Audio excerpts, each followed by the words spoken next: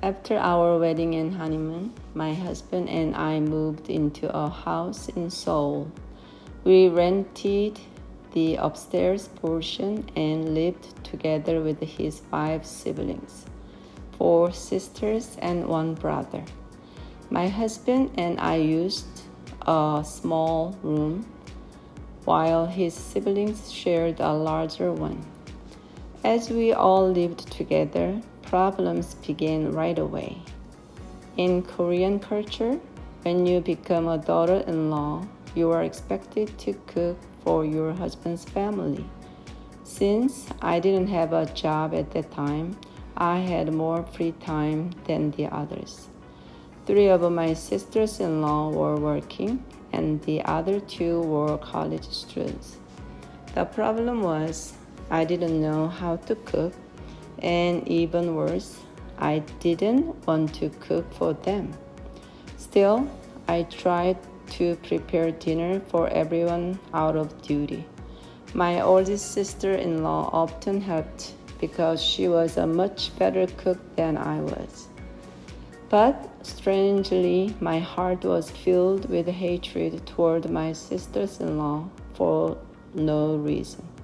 That surprised even me, because they were kind people. Many families struggle with tension between a daughter-in-law and her husband's sisters, but none of them ever complained about me, at least not that I knew of. Still, I just didn't want to be around them. Maybe it was because I wanted to spend time with my husband only, especially since we were newlyweds. That explanation makes sense, but the funny thing is, I wasn't even a good wife. My husband was a seminary student. He attended seminary on weekdays and served as a minister at a church on Sundays. I didn't make breakfast for him and often kept sleeping until he left for school. He would whisper in my ear before leaving, "Where is my breakfast?" Maybe he hoped that would make me feel guilty enough to cook for him the next day.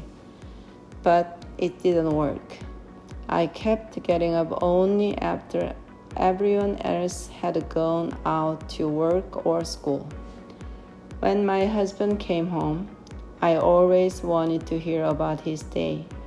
But when I asked, he would simply say, "I studied at school. What else can I do?" I wanted to hear every little detail. The bus was crowded this morning. The professor was late but didn't apologize. I had lunch with so-and-so, and we talked about the new restaurant near campus. All day long, I waited for him because I missed him. But when he finally came home, my nagging began. "Tell me about your day." His answer was always the same. "I studied at school."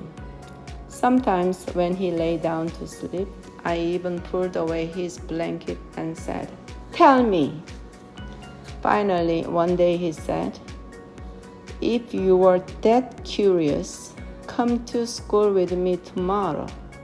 Then you will see everything I do and learn there." Even though my husband was right beside me, I felt lonely, anxious, thirsty, and miserable. I blamed everything on him, thinking it was because he didn't give me what I wanted.